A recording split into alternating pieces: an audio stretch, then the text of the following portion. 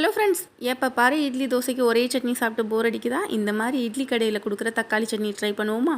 2 பல்லாரி வெங்காயம், 4 பல்லு பூண்டு, 4 தக்காளி இப்படி கீரல் போட்டு எடுத்துக்கலாம். 1 டம்ளர் தண்ணி ஊற்றி நல்லா வேக வச்சுக்கலாம். தக்காளி தோல் அந்த தக்காளியை விட்டு தனியாக இப்படி வரும். அந்த மாதிரி வந்துருச்சுன்னா நம்ம அடுப்பு ஆஃப் பண்ணி அதை ஆற வச்சுக்கலாம்.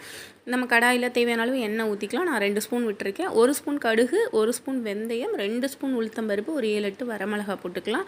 ஒரு சின்ன துண்டு புளியும் லாஸ்ட்டாக ஆட் பண்ணிக்கலாம். நம்ம இந்த தக்காளி வெங்காயம் எல்லாம் ஆற வச்சு தோலெல்லாம் எடுத்துடலாம். தக்காளியில் அரைச்சிக்கலாம். நம்ம அரைச்சி நல்லெண்ணெய் விட்டு கடுகு, உளுத்தம்பருப்பு, கருவேப்பிலை போட்டு தாளித்து கொட்டிட்டோன்னா மணக்க மணக்க இட்லி கடை தக்காளி சட்னி ரெடிங்க. ஆவி பறக்க இட்லியில் இதை வச்சு சாப்பிட்டோன்னா சும்மா டேஸ்ட் வேறு லெவலில் இருக்கும்.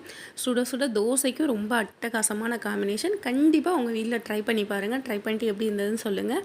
இந்த மாதிரி மோர் ரெசிபிஸ் வேணும்னா நம்ம சேனலை மறக்காமல் சப்ஸ்கிரைப் பண்ணுங்கள், லைக் பண்ணுங்கள், ஷேர் பண்ணுங்கள்.